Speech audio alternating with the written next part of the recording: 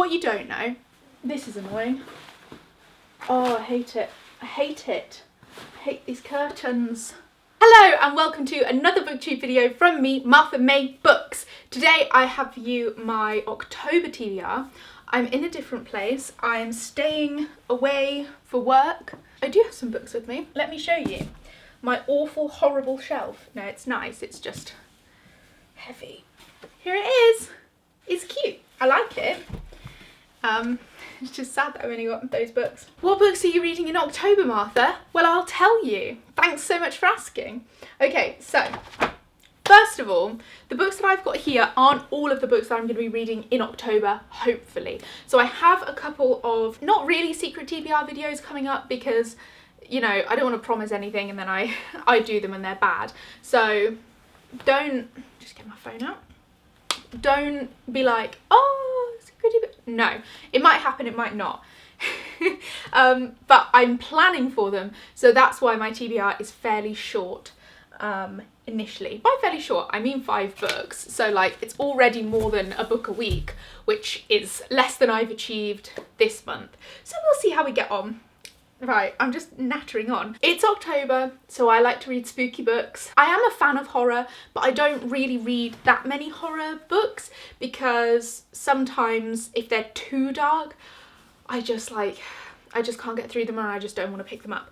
But I do like atmospheric books. So the first, well, it might not be the first book I want to read, but the first book that I'm going to tell you about for my TBR is my book from my Mr. Bees subscription. So I have a subscription to Mr. Bees. It's 6 months and I filled out a little form and they give me recommendations based on that form. I'm doing a whole video about it so that I can review the whole system.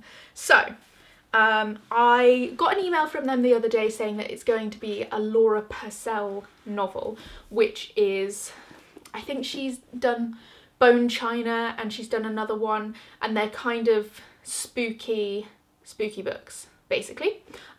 So I've already got one quite gothic novel on my TBR for October, so I thought I would continue that throughout the month. So the first book that I have that I'm going to read is The Confessions of Franny Langton by Sarah Collins. So I spoke about this maybe in my 5-star predictions, maybe in my red books one as well, as in red coloured books. So this is a proof copy of it. I think it is about a woman that kills, she's like a servant and she kills her bosses. Franny Langton, maid Mr. and Mrs. Benham, goes on trial for their murder. I don't really know what else to say about it, but I'm looking forward to it. I'm looking forward to something spooky. So, well, not spooky, but like dark. Continuing with the dark theme, I then have His Bloody Project by Graham McCrae Burnett, which is another one that I've spoken about recently. I think I spoke about it in my, do you know, I don't even remember. I remember talking about it though, and I remember reading the back and being excited for it. So this is a brutal triple murder in the remote community in the Scottish Highlands, and it's about murder. Again, murder. Good times. I mean, not bad, horrible times. We hate the murders. And then there's like, I think I saw that this might be mixed media, but I might be wrong. I'm flicking through, it doesn't look like it is, but it might be. So next, I've got a treat. So this is another one that I've spoken about recently. This is The Monk by Matthew Lewis. I spoke about this in my tier ranking required reading for high school video. And I'm just laughing at the little demons because they're so silly on the front. And this is a classic that was written in 1796 and was it's fun. So Matthew Lewis, I think he was 17 when he wrote this, and it is about a monk who falls in love with a lady, and he shouldn't do that because he's a monk. And it was very scandalous when it was first published. I shall read you the back. Savaged by critics for its supposed profanity and obscenity, and brought in large numbers by readers eager to see whether it lived up to its lurid reputation. Not least because the author was a member of parliament and only 20 years old, so not 17. It recounts the diabolical decline of Ambrosio, a Capuchin superior who succumbs to temptations offered by a young girl who has entered his monastery disguised as a boy, and continues his descent with increasingly depraved acts of sorcery, murder, incest and torture. Combining sensationalism with acute psychological insight, this masterpiece of Gothic fiction is a powerful exploration of how violent and erotic impulses can break through the barriers of social and moral restraint.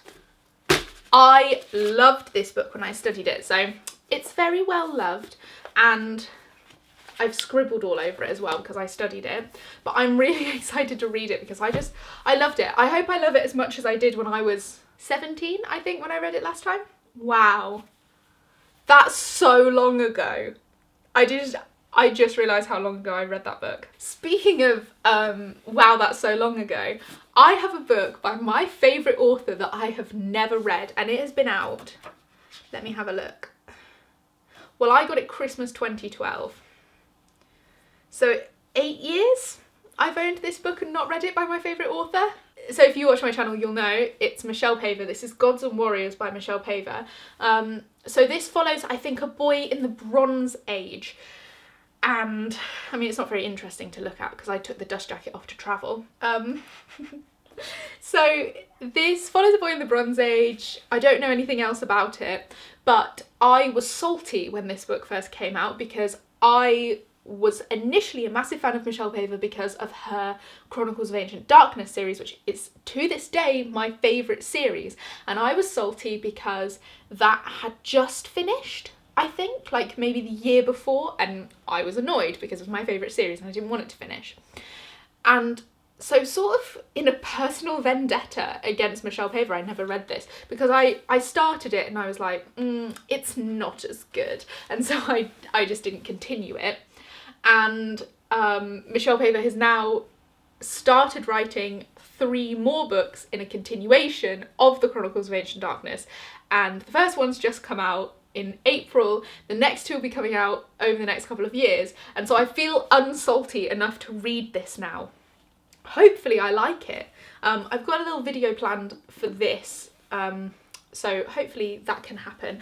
I'm a bit busy at the moment because I've just started a new job. It's quite a lot to get into, so yeah, so I'm a bit busy at the moment, so we'll see how everything goes. But if it doesn't, you know, I'll do it at some point if it doesn't work in the next few weeks, basically.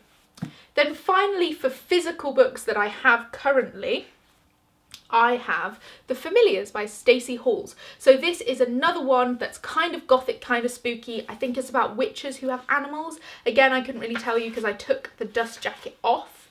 But it has such a pretty cover, and I spoke about it in my autumnal TBR kind of thing.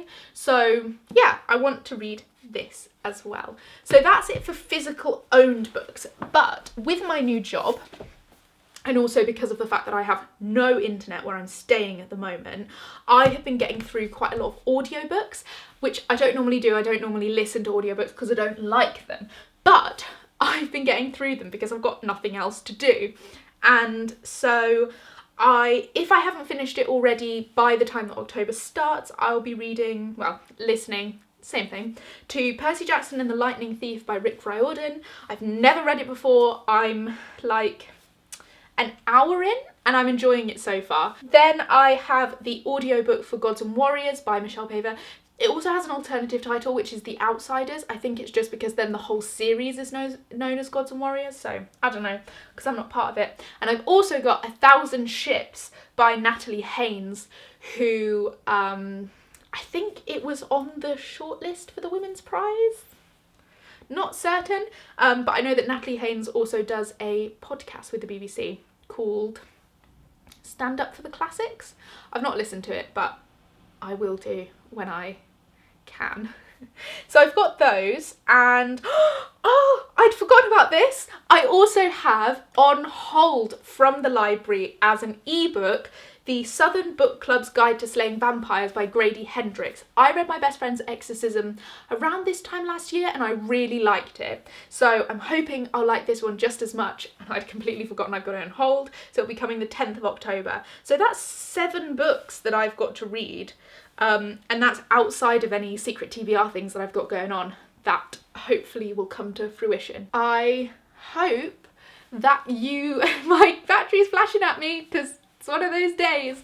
I hope that you enjoyed my video. If you have read any of these books, please do tell me in the comments down below if they're worth reading or if I should just chuck them in the bin. Anything else I want to say to you? No, I think that's it. Sorry that this is a bit of a mess and a bit of a boring place to be sat doing this thing. Hopefully, I don't know, you liked it.